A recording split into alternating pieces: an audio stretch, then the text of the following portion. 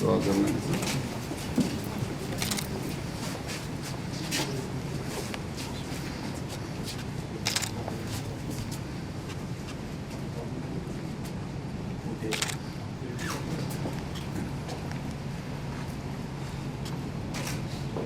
آمین.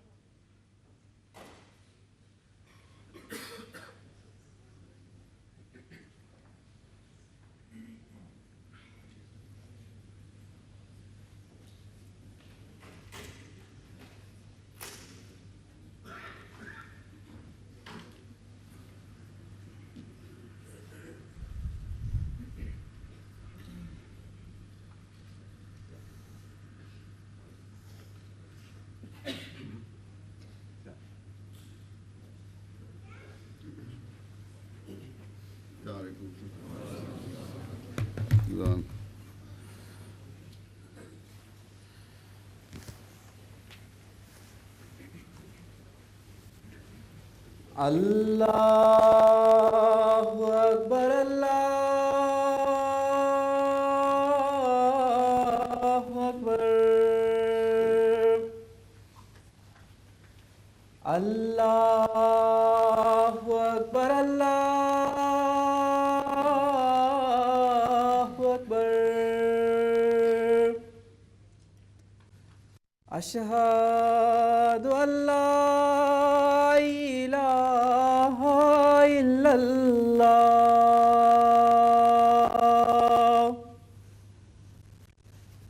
اشہد ان لا الہ الا اللہ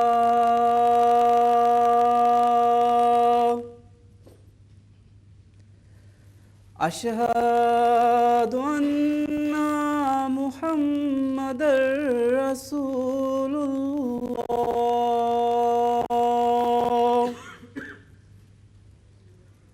اشہد ان محمد رسول اللہ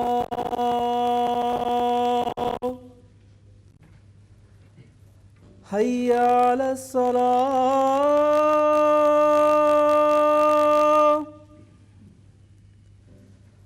حی علی الصلاۃ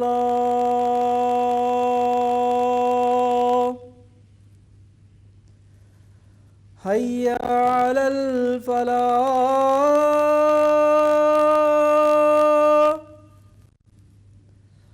حی علی الفلاح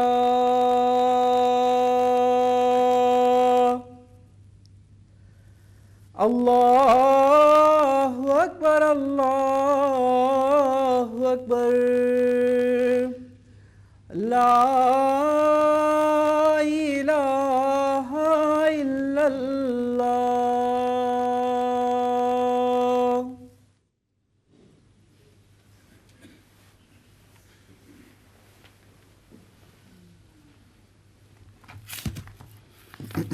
السلام علیکم ورحمۃ اللہ.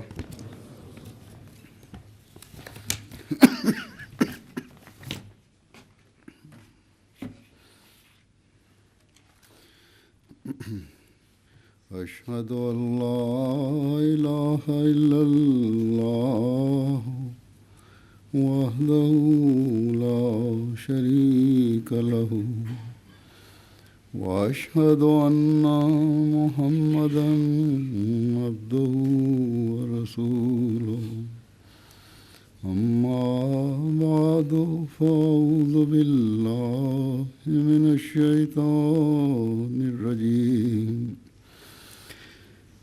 بسم الله الرحمن الرحيم الحمد لله رب العالمين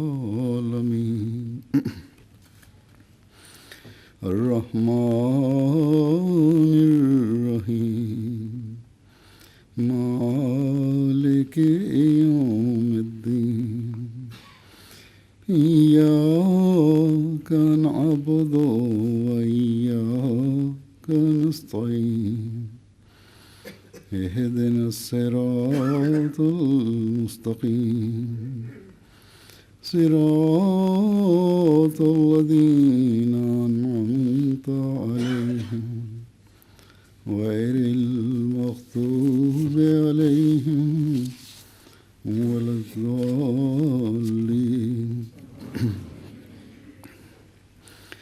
قل أمر ربي بالقسط وأقيموا وجوهكم عند كل مسجد وادعوه مخلصين له الدين كما بدأكم تعودون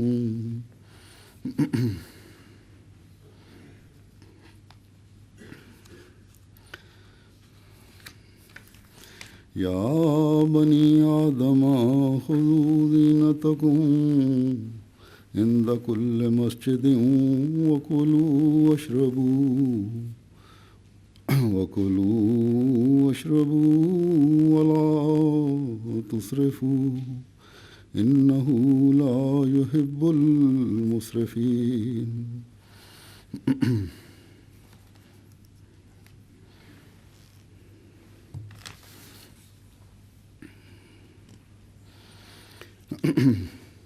آیات کا ترجمہ ہے، تو کہہ دے کہ میرے رب نے انصاف کا حکم دیا ہے، نیز یہ کہ تم ہر مسجد میں اپنی توجہات اللہ کی طرف سیدھی رکھو اور دین کو اسی کے لیے خالص کرتے ہوئے اسی کو پکارا کرو، جس طرح اس نے تمہیں پہلی بار پیدا کیا اسی طرح تم مرنے کے بعد لوٹو گے۔ فرمایا کہ اے ابنائے آدم، ہر مسجد میں اپنی زینت یعنی لباس تقوی ساتھ لے جایا کرو اور کھاؤ اور پیو، لیکن حد سے تجاوز نہ کرو، یقیناً وہ حد سے تجاوز کرنے والوں کو پسند نہیں کرتا۔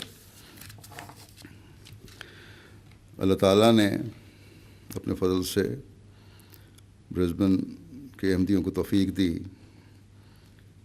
یا آسٹریلیا کے احمدیوں کو بھی توفیق دی کہ یہاں باقاعدہ مسجد کی تعمیر کریں اس شہر میں۔ بس اللہ تعالیٰ کے اس احسان کا جتنا بھی شکر ادا کریں کم ہے۔ 15 سال پہلے آپ نے یہ جگہ خریدی تھی تقریباً، اس پر مشن ہاؤس اور ایک ہال بھی بنایا جس میں آپ نمازیں بھی پڑھتے تھے۔ پھر جب 2006 میں پہلی دفعہ میں یہاں آیا ہوں تو ان عمارتوں کے ہونے کے باوجود وہ رونق مجھے نہیں لگتی تھی جو اب باقاعدہ مسجد بننے سے نظر آتی ہے۔ یہ اللہ تعالیٰ کا جماعت پر احسان ہے کہ جماعت اور خلافت کا ایک ایسا رشتہ قائم کیا ہے جو دنیا میں اور کہیں نظر نہیں آتا۔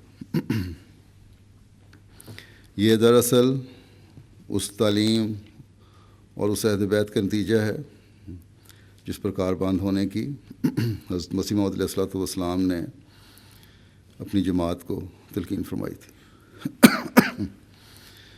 اس محبت و اخوت و اطاعت کے رشتے کو حضرت مسیح موعود علیہ الصلوۃ والسلام نے اپنی شرائط بیت میں ذکر فرمایا ہے، اور یہی محبت اور اخوت اور اطاعت کا رشتہ پھر آگے آپ علیہ السلام کے جاری نظام خلافت کے ساتھ بھی جاری ہے۔ اس مسجد کی تعمیر بھی علاوہ اس بات کے کہ مساجد ہماری ضرورت ہیں، اور جیسے جیسے جماعت پھیلتی جائے گی مساجد بھی انشاءاللہ تعالیٰ بنتی چلی جائیں گی اور بن رہی ہیں۔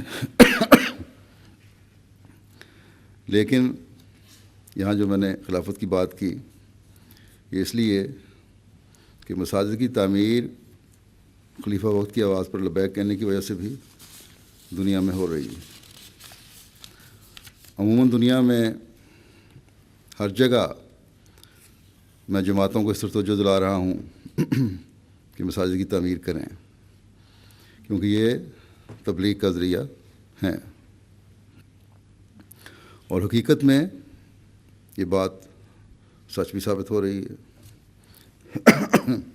یہاں بھی جب میں نے، جیسا کہ میں نے کہا، 2006 میں آیا تھا تو کہا تھا کہ نماز سینٹر اپنی جگہ پہ ٹھیک ہے، لیکن مسجد بھی یہاں باقاعدہ مسجد کی شکل میں تعمیر ہونی چاہیے۔ تو جماعت نے لبیک کہا اور اللہ تعالیٰ کے فضل سے مسجد کی تعمیر کر دی۔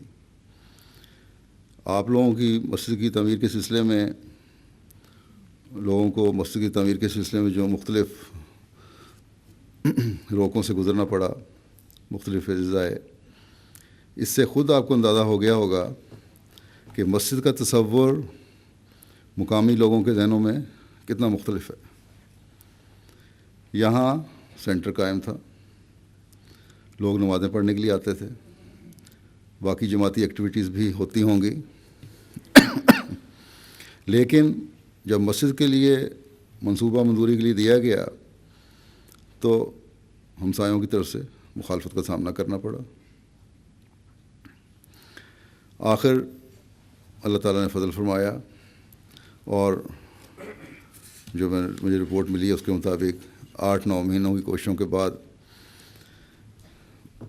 کونسل کی طرف سے اجازت مل گئی، اور یوں اس اسٹیٹ میں، کوئنز لینڈ میں، جماعت احمدیہ کی باقاعدہ مسجد کی تعمیر، پہلی مسجد کی تعمیر کا آغاز ہوا، جو دسمبر 2012 کے بعد شروع ہوا، اور آج آپ کے پاس اللہ تعالیٰ کے فضل سے یہ خوبصورت مسجد ہے۔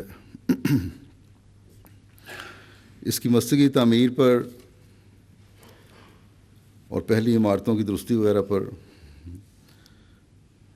جو اعداد و شمار میرے پاس آئے ہیں، اس کے مطابق $4.5 ملین خرچ کیے گئے، اور افراد جماعت نے دل کھول کر قربانیاں دیں۔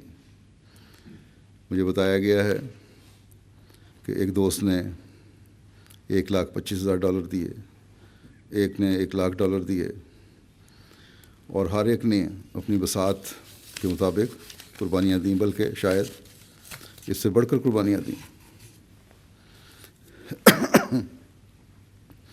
خواتین نے، جیسا کہ جماعت احمدیہ کی خواتین کی روایت ہے، یہاں بھی اپنے زیور مسجد کے لیے پیش کیے۔ اللہ تعالیٰ ان تمام قربانی کرنے والوں کو بے انتہا دے، ان کے اموال و نفوس میں برکت ڈالے، لیکن ہمیں ہمیشہ یاد رکھنا چاہیے کہ یہ قربانی، یہ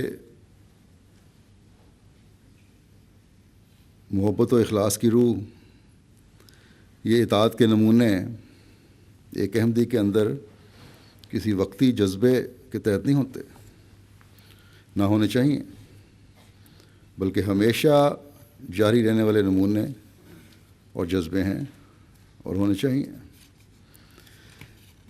اور پھر اپنے اندر ہی جاری رکھنے والے جذبے نہیں ہیں، بلکہ اپنی اولادوں اور نسلوں کو منتقل کرتے چلے جانے والے جذبے ہیں، اور یہی ایک احمدی کی، حقیقی احمدی کی روح ہے اور ہونی چاہیے۔ اور یہ جذبے اسی وقت جاری رہ سکتے ہیں جب ہم خدا تعالیٰ کے حکموں پر توجہ دینے والے ہوں، جب ہم اپنے خدا سے سچا تعلق پیدا کرنے والے ہوں، جب ہم مسجد کا حق ادا کرنے والے ہوں، جب ہم حضرت صلی اللہ علیہ وسلم کے غلام صادق کی بیعت میں آنے کا حق ادا کرنے والے ہوں، بس ہم اس وقت اس مسجد کا حق ادا کرنے والے بن سکتے ہیں اور بنیں گے جب ہم ان باتوں کا خیال رکھیں گے، ان کو ہمیشہ اپنے سامنے رکھیں گے۔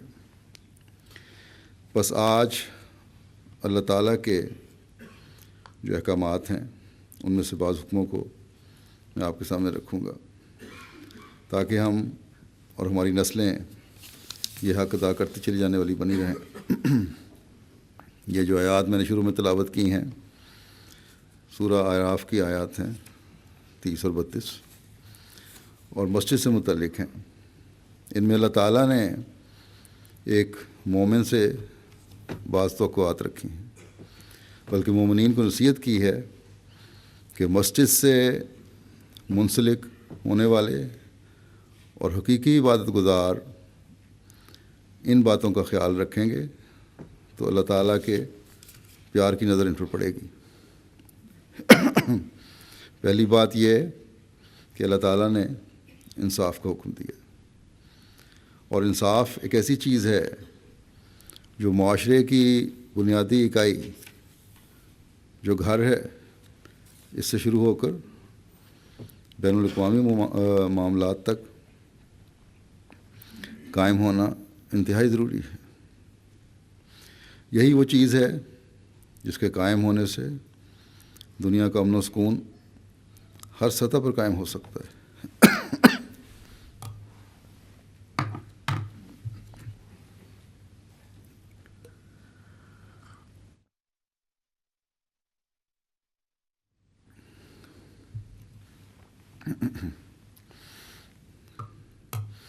اور یہی چیز ہے جس کا حق ادا نہ کرنے کی صورت میں دنیا میں فتنہ و فساد پیدا ہو سکتا ہے اور ہوتا ہے۔ پھر انصاف صرف معاشرتی معاملات میں نہیں اور بندوں کے ساتھ نہیں، بلکہ اللہ تعالیٰ کے احکام کا حق ادا کرنا یہ بھی انصاف کے تقاضے پورے کرنے کا مطالبہ کرتا ہے۔ عبادت کا حق ادا کرنا جس طرح کہ اس کا حکم ہے، یہ عبادت کے ساتھ انصاف ہے، اور اس انصاف کا فائدہ خود انسان کو، عبادت کرنے والے کو اپنی ذات کے لیے ہو رہا ہوتا ہے۔ بس ہر حقیقی مومن کو اپنے حق، عبادت کے حق کی ادائیگی کی طرف توجہ دینی چاہیے، اور یہ حق ادا ہوگا جب آپ سب اپنی 5 وقت کی نمازوں کی حفاظت کریں گے، جب قیام نماز کی طرف توجہ ہوگی، جب ان نمازوں کے ساتھ اپنے اندر پاک تبدیلی پیدا ہوگی، جب نمازوں کے ساتھ اللہ تعالیٰ کی مخلوق کے بھی حق ادا کرنے کی کوشش ہو رہی ہوگی۔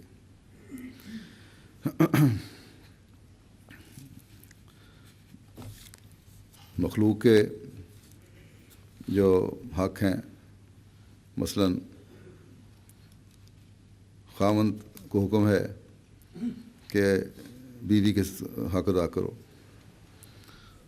ان کی ضروریات کا خیال رکھو، ان سے نرمی اور ملاطفت سے پیش آؤ، ان کے رحمی رشتوں کا خیال رکھو، بیوی کے ماں باپ اور بہن بھائی اور دوسرے رشتوں کا احترام کرو، بیویوں کے مال پر اور ان کی کمائی پر نظر نہ رکھو،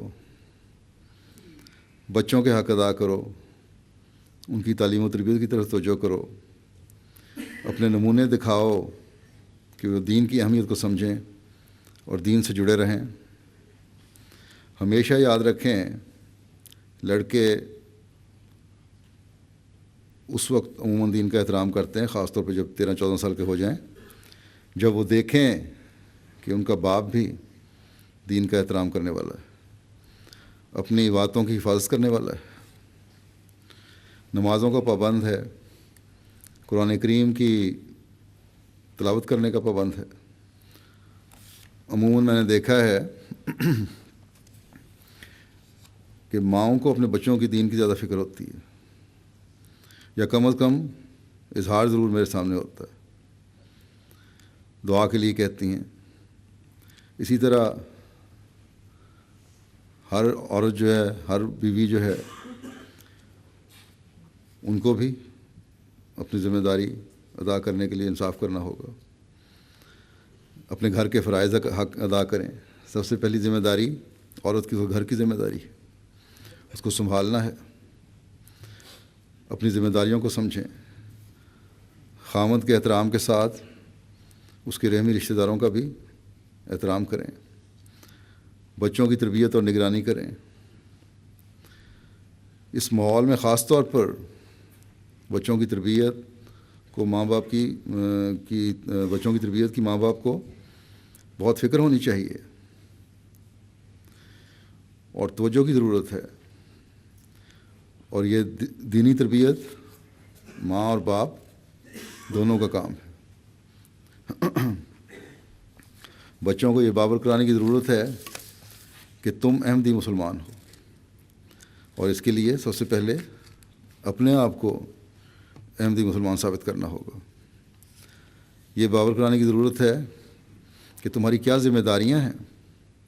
سب سے پہلے ماں باپ کو اپنی ذمہ داریوں کی سمجھنا ہوگا، یہ بتانا ہوگا بچوں کو کہ تم میں اور دوسروں میں ایک فرق ہونا چاہیے۔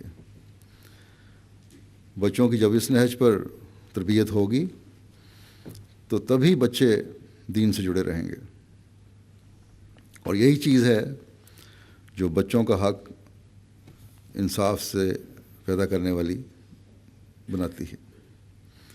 اگر ماں باپ اپنے عملی نمونے نہیں دکھا رہے، اگر بچوں کی تربیت کی طرف توجہ نہیں ہے، تو پھر انصاف نہیں کر رہے، پھر معاشرے کے عمومی تعلقات ہیں، یہاں بھی ہر مرد اور عورت جو اپنے آپ کو مومنین میں شمار کرتا ہے یا کروانا چاہتا ہے،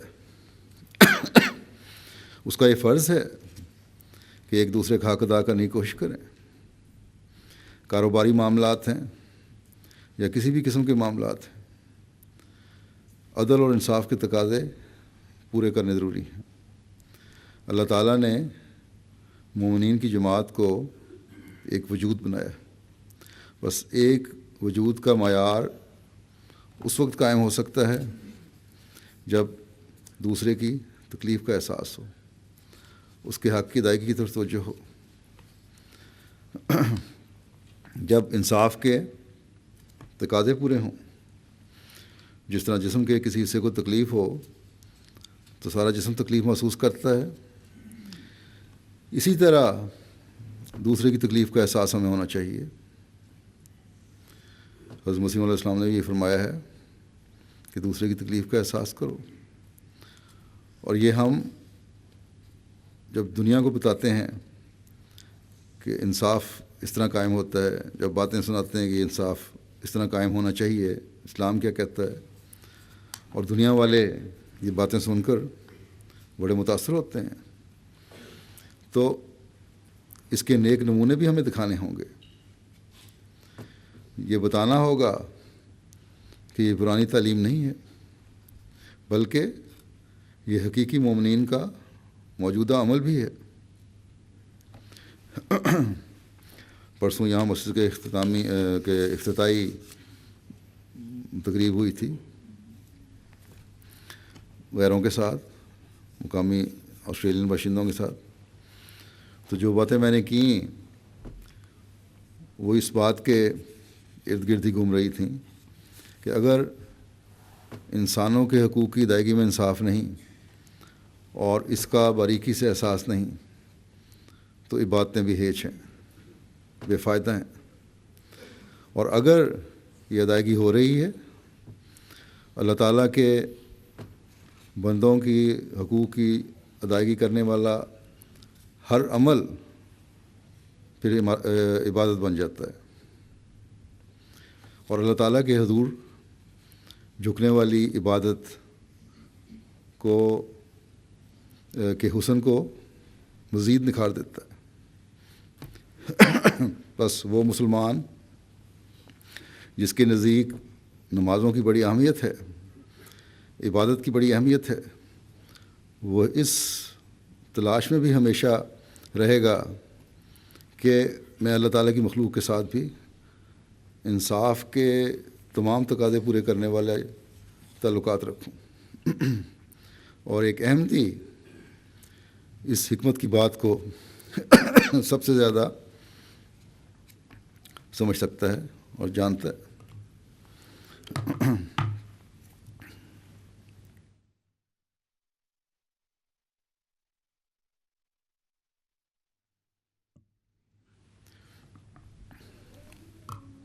کیونکہ اس نے زمانے کے امام کو قبول کیا ہے، زمانے کے امام کی بیعت میں آیا ہے، تاکہ اللہ تعالیٰ کے فضلوں کو سمیٹ سکے، تاکہ اللہ تعالیٰ کی عبادت کا حق ادا کر سکے، تاکہ اپنے مقصد پیدائش کو پہچان سکے۔ حضرت مسیح موعود علیہ الصلوۃ والسلام ایک جگہ فرماتے ہیں کہ نوع انسان پر شفقت اور اس کی ہمدردی کرنا بہت بڑی عبادت ہے، اور اللہ تعالیٰ کی رضا حاصل کرنے کے لیے یہ ایک زبردست ذریعہ ہے۔ بس یہ وہ خوبصورت تعلیم ہے جو جہاں انصاف کے تقاضے پورے کرتی ہے، وہاں خدا تعالیٰ کا قرب بھی دلاتی ہے۔ اور جب انسان مخلوق کے حقوق ادا کرنے کے ساتھ اللہ تعالیٰ کا حق خالص ہو کر ادا کرنے کے لیے مسجد میں جاتا ہے، تو پھر اللہ تعالیٰ کے پیار کی آغوش میں آ جاتا ہے، پھر عبادت کا حقیقی لطف بھی حاصل ہوتا ہے۔ پھر ایک مومن کی اس عمل پر حکم کرنے کی کوشش کہ واقیم وجوہکم عند کل مسجد، یعنی اور تم ہر مسجد میں اپنی توجہات اللہ تعالیٰ کی طرف سیدھی رکھو، اللہ تعالیٰ کے فضلوں کو سمیٹنے والا ہی بنائے گی، ان میں لوگوں میں شامل کرے گی جو یہ مقام حاصل کرتے ہیں۔ اور جیسا کہ ہم جانتے ہیں، ہماری ہر کوشش پر اللہ تعالیٰ کا ایک فعل بھی ہوتا ہے، اور ہم کسی نیکی کو اپنے زور سے حاصل نہیں کر سکتے، اور اگر اللہ تعالیٰ کا فعل ہمارے کسی عمل کے ساتھ شامل نہ ہو اور اس کے شامل ہو کر ہمیں نیکی کے اعلیٰ نتائج حاصل کرنے والا نہ بنائے، تو وہ ہم نیکی حاصل ہی نہیں کر سکتے۔ بس ہماری نیک خواہشات اور ہمارے ہر معاملے میں نیک عمل کی کوشش وہی ہے جو ہماری توجہات اللہ تعالیٰ کی طرف سیدھی رکھنے والا بنائے گی، اور ساتھ ہی اس کے ساتھ جو عبادتیں ہوں گی اور اللہ تعالیٰ سے مدد مانگی جائے گی کہ اللہ تعالیٰ ان کو قبول بھی کرے، تو پھر وہ حقیقی عبادت بن جاتی ہے، اور ہم اس قابل ہوں گے کہ پھر اس میں ان لوگوں میں شامل ہوں گے جو وَدْعُوهُ مُخْلِصِينَ لَهُ الدِّينَ کا گروہ ہے۔ ان لوگوں میں شامل ہوں گے جو دین کو اس کے لیے، یعنی اللہ تعالیٰ کے لیے خالص کرتے ہوئے اسے پکارتے ہیں، اور جو خالص ہو کر اللہ تعالیٰ کو پکارنے والے ہیں ان کے پھر اللہ تعالیٰ کا یہ روشن پیغام راستے دکھا رہا ہے کہ اجیب و دعوت و دعائے زادان، کہ جب دعا کرنے والے مجھے پکارتے ہیں تو میں ان کی دعا قبول کرتا ہوں۔ حضرت مسیح علیہ الصلوۃ والسلام فرماتے ہیں کہ دعاؤں کی قبولیت کے لیے یہ بھی ضروری ہے کہ انسان اپنے اندر پاک تبدیلی پیدا کرے۔ اگر بدیوں سے نہیں بچ سکتا اور خدا تعالیٰ کی حدود کو توڑتا ہے تو دعاؤں میں کوئی اثر نہیں ہوتا۔ بس خالص ہو کر اللہ تعالیٰ کو پکارنا اس وقت کہلاتا ہے جب انسان اللہ تعالیٰ کی تمام قسم کی حدود کا بھی خیال رکھے، اور ان حدود کا پتہ چلتا ہے جب ہم قرآن کریم کا مطالعہ کرتے ہیں اور اس میں سے خدا تعالیٰ کے احکامات تلاش کر کے ان کو نکالتے ہیں۔ یہ احکامات ہی وہ حدود ہیں جن کے اندر رہ کر انسان پھر خدا تعالیٰ کا قرب پاتا ہے۔ اور دعاؤں کی قبولیت کے نشان دیکھتا ہے۔ پھر اللہ تعالیٰ فرماتا ہے کہ اے بنی آدم، ہر مسجد میں اپنی زینت ساتھ لے جایا کرو۔ ایک مومن کی زینت اس کا تقویٰ کا لباس ہے۔ بس یہاں ان حدود کی مزید وضاحت ہو گئی جو ایک مومن کے لیے قائم کی گئی ہیں، کہ حضرت مسیح علیہ الصلوۃ والسلام ایک جگہ فرماتے ہیں کہ انسان کی تمام روحانی خوبصورتی تقویٰ کی تمام باریک راہوں پر قدم مارنا ہے، اور تقویٰ کی باریک راہیں روحانی خوبصورتی کے لطیف نقوش اور خوش نما خط و خال ہیں۔ اور ظاہر ہے کہ خدا تعالیٰ کی امانتوں اور ایمانی عہدوں کی حد الوسع رعایت کرنا، اور سر سے پیر تک جتنے قوا اور اعضاء ہیں، جن میں ظاہری طور پر آنکھیں اور کان اور ہاتھ اور پیر اور دوسرے اعضاء ہیں، اور باطنی طور پر دل اور دوسری قوتیں اور اخلاق ہیں، ان کو جہاں تک طاقت ہو ٹھیک ٹھیک محل ضرورت پر استعمال کرنا، اور ناجائز مواضع سے روکنا، اور ان کے پوشیدہ حملوں سے متنبہ رہنا۔ ان کے پوشیدہ حملے اعضاء کے کیا ہوں گے؟ ان کے پوشیدہ حملے یہ ہیں کہ شیطان ان کے غلط استعمال کی طرف ورغلاتا ہے، اور اس سے ہوشیار رہنا۔ فرمایا اور اس کے مقابل پر حقوق عباد کا بھی لحاظ رکھنا۔ یہ وہ طریق ہے کہ انسان کی تمام روحانی خوبصورتی اس سے وابستہ ہے۔ اور خدا تعالیٰ نے قرآن شریف میں تقویٰ کو لباس کے نام سے موسوم کیا ہے، چنانچہ لباس التقویٰ قرآن شریف کا لفظ ہے۔ یہ اس بات کی طرف اشارہ ہے کہ روحانی خوبصورتی اور روحانی زینت تقویٰ سے ہی پیدا ہوتی ہے، اور تقویٰ یہ ہے کہ انسان خدا کی تمام امانتوں اور ایمانی عہد اور ایسا ہی مخلوق کی تمام امانتوں اور عہد کی حد الوسع رعایت رکھے، یعنی ان کے دقیق در دقیق پہلوؤں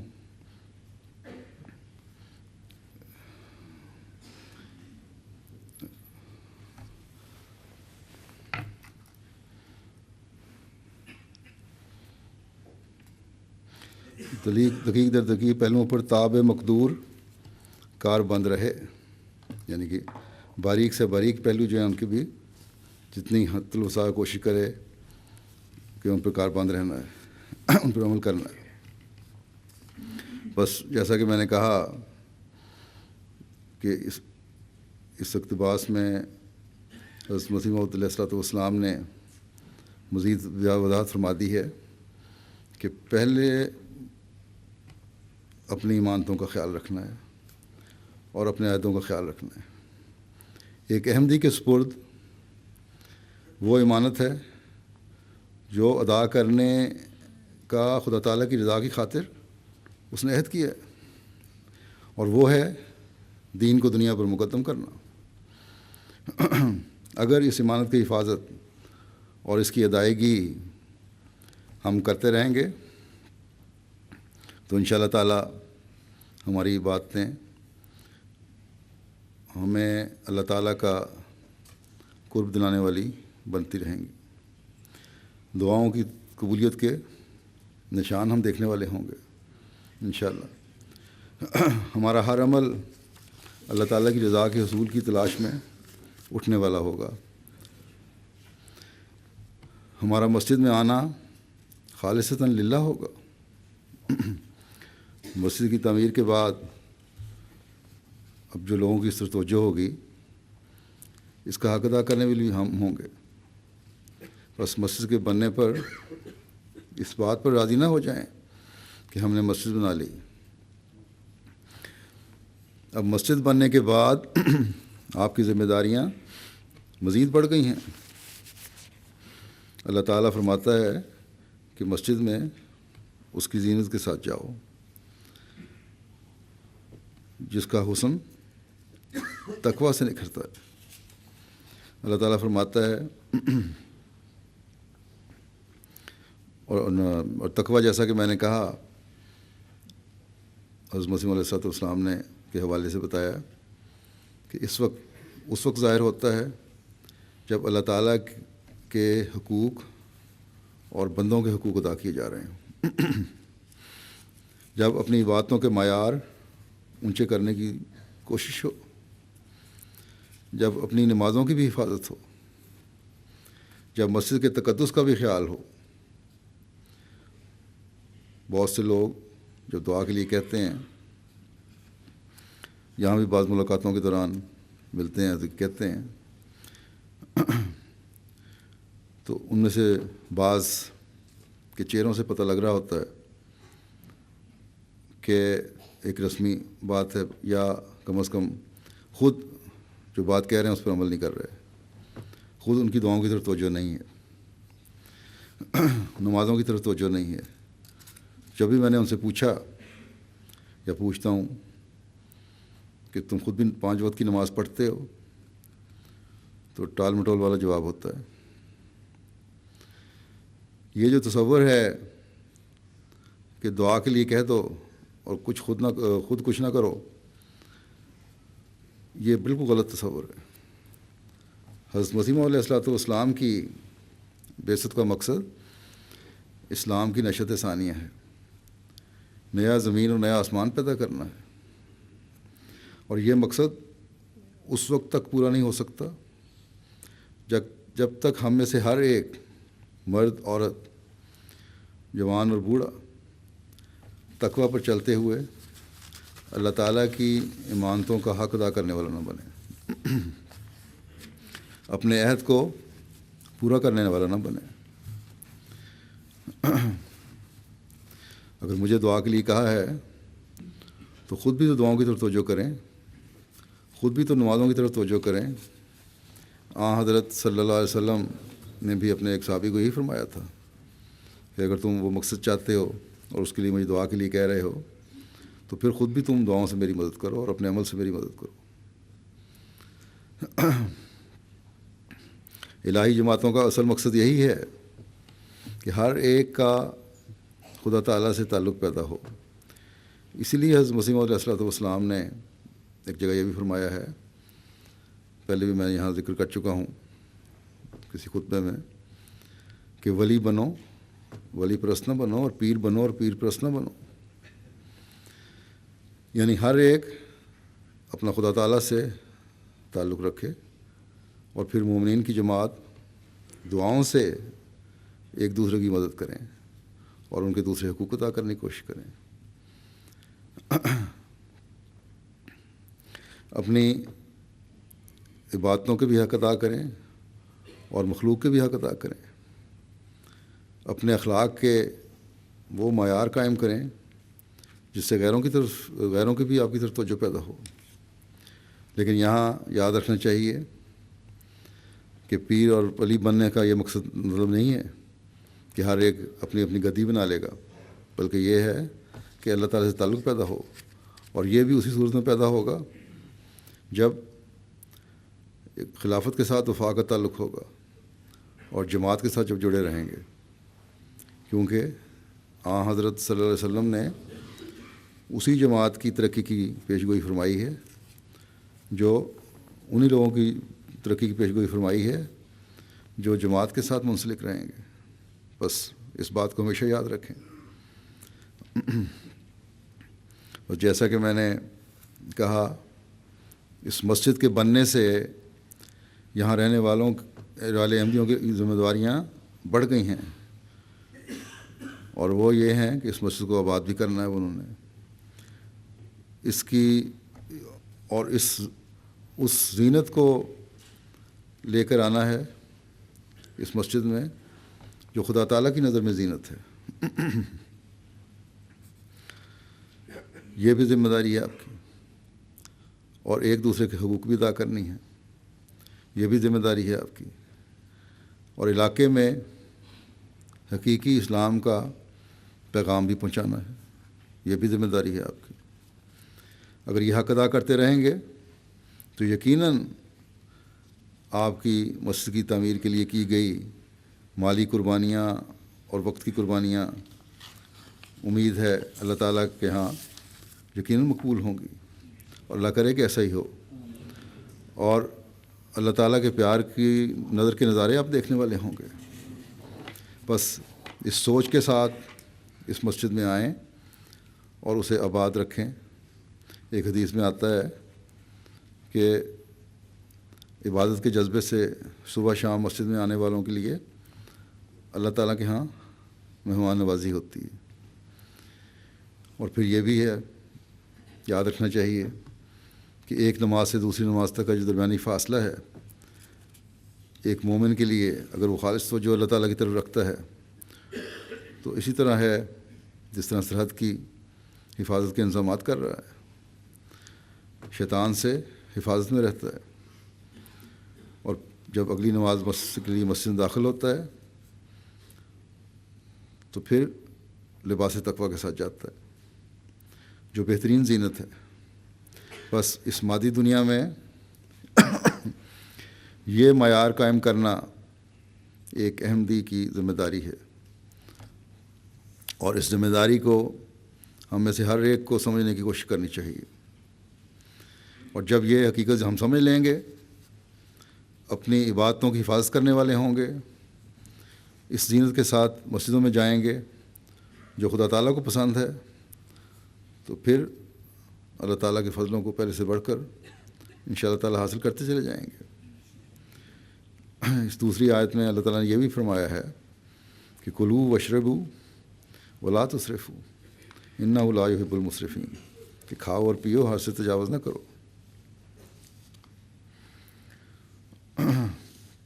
کیونکہ حد سے تجاوز کرنے والوں کو اللہ تعالیٰ پسند نہیں کرتا۔ اس کے ایک معنی تو یہ ہیں کہ کھانے پینے میں اعتدال ہونا چاہیے، اور ہر قسم کی حلال اور طیب غذا کھانی چاہیے، اور اس میں بھی اعتدال ہو، کیونکہ غذا کا اثر بھی انسان کے خیالات اور جذبات پر ہوتا ہے۔ اور پھر یہ بھی ہے کہ ضرورت سے زیادہ کھانا انسان کو سست اور کاہل بنا دیتا ہے۔ رات کا کھایا ہو تو لمبا ایسی گہری نیند آتی ہے کہ صبح فجر پہ نماز پہ نہیں اٹھ سکتا انسان۔ پھر اللہ تعالیٰ نے یہ بتایا کہ یہ تو دوسری جگہ قرآن شریف میں بھی ہے کہ یہ غیر مومنوں کی نشانی ہے کہ وہ کھانے پینے کی طرف ہی دھیان رکھتے ہیں، جس طرح صرف جانوروں کا یہ کام ہے کہ کھانا اور پینا ان کا مقصد ہو، جبکہ مومن کا مقصد بہت بالا ہے، اور اللہ تعالیٰ کی عبادت کرنا ہے یہ مقصد۔ اللہ تعالیٰ نے تمام حلال اور طیب چیزیں انسان کے فائدے کے لیے بنائی ہیں، لیکن دنیا کا حصول مقصد نہیں ہونا چاہیے۔ ان سے فائدہ ضرور اٹھائے، لیکن یہی مقصد نہ ہو، بلکہ خدا کی رضا کا حصول مقصد ہو۔ اور یہ اسی صورت میں ہو سکتا ہے کہ دنیاوی فائدوں کے حصول کے لیے اسراف نہ کیا جائے، ضرورت سے زیادہ ان کو سر پر سوار نہ کیا جائے، ان کو عبادتوں میں روک نہ بننے دیا جائے۔ اگر یہ دنیاوی اکل و شرب، کھانا پینا عبادتوں میں روک بن جائے، دنیاوی لذات عبادت پر غالب آ جائیں، تو ایسے اسراف کو خدا تعالیٰ پسند نہیں کرتا۔ بس ہمیشہ یاد رکھنا چاہیے کہ اعتدال کے ساتھ ہر کام ہو تو اللہ تعالیٰ کو پسند ہے۔ دنیا کمانے سے خدا تعالیٰ نے نہیں روکا، بلکہ اس بات پر توجہ دلائی ہے کہ مومنین کو اپنے کام کرنے چاہیے اور پوری توجہ سے کرنے چاہیے، اور وہاں بھی انصاف کرنا چاہیے۔ لیکن اگر دنیا کمانا دین کو بھلانے کا باعث بن جائے، نمازوں کی طرف سے توجہ ہٹانے کا باعث بن جائے، تو یہ بات پھر انسان کو اللہ تعالیٰ کے فضلوں سے محروم کر دیتی ہے۔ خدا تعالیٰ ہم میں سے ہر ایک کو ایسے اسراف سے بچائے جو خدا تعالیٰ سے دور کرے۔ یہ اللہ تعالیٰ کا احسان ہے کہ جماعت کی اکثریت ان ذمہ داریوں کو سمجھنے والی ہے، اور جیسا کہ میں نے مالی قربانی کے ضمن میں بتایا تھا، بڑھ چڑھ کر قربانی کرنے والی ہے۔ اور مالی قربانی کی روح کو سمجھنے والی ہے. صرف اپنی ذات پر ہی خرچ نہیں کرتے، لیکن جیسا کہ میں کئی مرتبہ اس فکر کا اظہار کر چکا ہوں کہ مسجدوں کی آبادی کی طرف بھی اسی جذبے سے مستقل توجہ دینے کی ضرورت ہے. یہ مسجد جو آپ نے بنائی ہے، جیسا کہ میں نے کہا، بڑی خوبصورت ہے. باہر سے بھی مینارہ ہے، گنبد ہے، بہت خوبصورت لگتے ہیں. مسجد کا جو مسقف حصہ ہے، کورڈ ایریا، یہ بھی اللہ کے فضل سے کافی بڑا ہے. اور ہال کا بھی میں ذکر کر چکا ہوں پہلے. ہال بھی ہے یہاں، پہلا پرانا ہال، اس کو بھی رینوویٹ کر کے بڑا خوبصورت بنا دیا ہے. اور یہ دونوں ہال ملا کے اب یہاں تقریباً 1000 نمازی کہتے ہیں کہ نماز پڑھ سکتے ہیں. لیکن اس وقت آپ شاید، میرا خیال ہے 500-600 کی تعداد میں ہوں گے یہاں، اور اس لحاظ سے بہت گنجائش موجود ہے. اور آپ کو یہ مسجد شاید بڑی لگ رہی ہو. آج تو لندن، سڈنی سے بھی اور باقی جگہوں سے بھی شاید کچھ لوگ آئے ہوں، اس لیے مسجد بھری ہوئی ہے. لیکن اگر یہاں کی لوکل آبادی ہو تو شاید مسجد تھوڑی سی خالی بھی نظر آئے. بہرحال میری دعا ہے کہ یہ تعداد بڑھے اور مقامی لوگوں سے یہ مسجد بھر جائے اور تھوڑی پڑ جائے. لیکن ہماری حقیقی خوشی اس وقت ہوگی جب پاکستان سے آنے والے احمدیوں سے نہیں، بلکہ مقامی باشندوں سے مسجد بھرے اور نمازیوں کی تعداد میں اضافہ ہو. لیکن یہ خواہش اور یہ کام تبلیغ کے بغیر پورا نہیں ہو سکتا. بس تبلیغ کی کوشش اور اس کے لیے دعا کو بڑھائیں. کوشش بھی بڑھنی چاہیے اور دعا کی طرف توجہ بھی ہونی چاہیے. اللہ تعالیٰ کرے کہ یہ مسجد جلد چھوٹی پڑ جائے اور مزید مسجدیں بنتی چلی جائیں. یہ مسجد اس علاقے میں آپ کی انتہا نہیں ہے، بلکہ یہ پہلا قدم ہے. حضرت مسیح موعود علیہ الصلوۃ والسلام نے بھی فرمایا ہے کہ مسجد سے اسلام کا تعارف ہوتا ہے اور توجہ پیدا ہوتی ہے اسلام کی طرف لوگوں کی. اللہ تعالیٰ کرے کہ مقامی لوگوں میں جلد سے جلد اس طرح توجہ پیدا ہو، اور انشاءاللہ تعالیٰ امید ہے کہ ہوگی. دنیا میں جہاں بھی ہماری مساجد بنی ہیں، اسلام کا تعارف کئی گنا بڑا ہے. بس اس لحاظ سے بھی پہلے بھی میں کہہ چکا ہوں کہ اپنی ذمہ داری کو سمجھیں کہ اس تعارف کی وجہ سے آپ کی طرف ارد گرد کے لوگوں کی نظر پہلے سے زیادہ گہری پڑے گی. آپ جو پاکستان سے آئے ہیں اس لیے کہ وہاں آزادی سے مسجدوں میں عبادت نہیں کر سکتے تھے،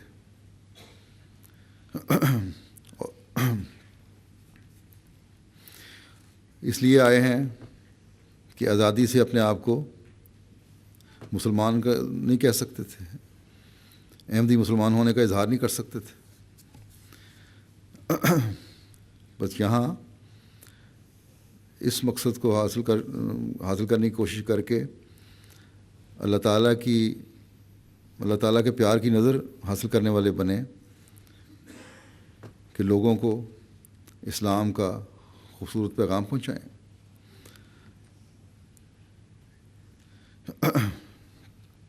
آپ کا یہاں یعنی اکثریت کا کسی خوبی کی وجہ سے آنا نہیں ہوا، بلکہ جیسا کہ میں نے کہا احمدیت کی پاکستان میں مخالفت کی وجہ سے ہے. بس اپنی نسلوں کو بھی یہ احساس دلائیں کہ اللہ تعالیٰ کے اس احسان کا شکر اس وقت ادا ہوگا جب ہم مسجد کی آبادی کی طرف توجہ دیں گے، اس کا حق ادا کرنے والے بنیں گے، اور پھر تبلیغ کی طرف بھی توجہ دیں گے. آج بھی کوئی نہ کوئی مقدمہ پاکستان میں اسی طرح ہر روز بنتا رہتا ہے، اور بڑے مزے کا خیز مقدمے بنتے ہیں۔ ابھی کل پرسوں کی ڈاک میں دیکھ رہا تھا، ایک FIR درج کروائی گئی ایک گاؤں میں 2 آدمیوں کی طرف سے کہ میں نے دیکھا ایک مینارہ تھا اور ایک گنبد نظر آیا، میں وہاں گیا قریب تو پتہ لگا یہ مسجد تو قادیانیوں کی ہے۔ میرے جذبات مجروح ہو گئے، اور میں شروع اس طرح کیا جس طرح کوئی مسافر ہے۔ پھر میں 4 دن اس تلاش میں رہا کہ کون شخص ہے یہ مسجد بنانے والا۔ پھر پتہ لگا 8 آدمی یہاں رہتے ہیں جو نماز پڑھتے ہیں۔ ان کو میں نے سمجھایا کہ مینارہ گرا دو، گنبد گرا دو، لیکن وہ نہیں مانے، اور میرے جذبات مجروح ہو گئے، اس لیے مقدمہ درج کیا جائے۔ تو یہ حالات ہیں پاکستان میں، تو چھوٹے چھوٹے گاؤں میں بھی یہ حالات پیدا ہو رہے ہیں۔ ایسی حالات میں وہاں لوگ رہ رہے ہیں، اور آپ میں سے بعض بھی ایسے حالات میں رہتے ہوئے آئے ہیں یہاں۔ بس ان حالات کو بھول نہ جائیں، یاد رکھیں اور اپنی مسجدوں کے حق ادا کریں۔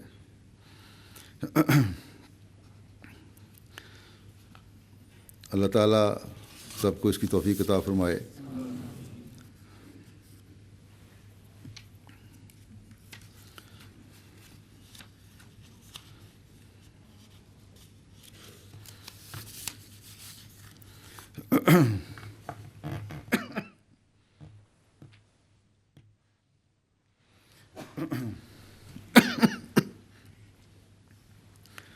الحمد لله نحمده ونستعينه ونستغفره ونؤمن به ونتوكل عليه ونعوذ بالله من شرور أنفسنا ومن سيئات أعمالنا، من يهده الله فلا مضل له ومن يضلله فلا هادي له.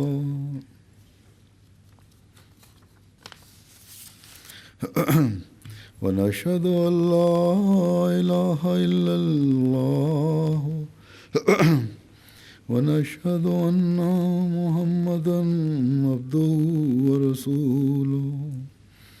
عباد الله رحمكم الله، إن الله يأمر بالعدل والإحسان وإيتاء ذي القربى وينهى عن الفحشاء والمنكر والبغي يعظكم لعلكم تذكرون. اذكروا الله يذكركم وادعوه يستجب لكم ولذكر الله أكبر.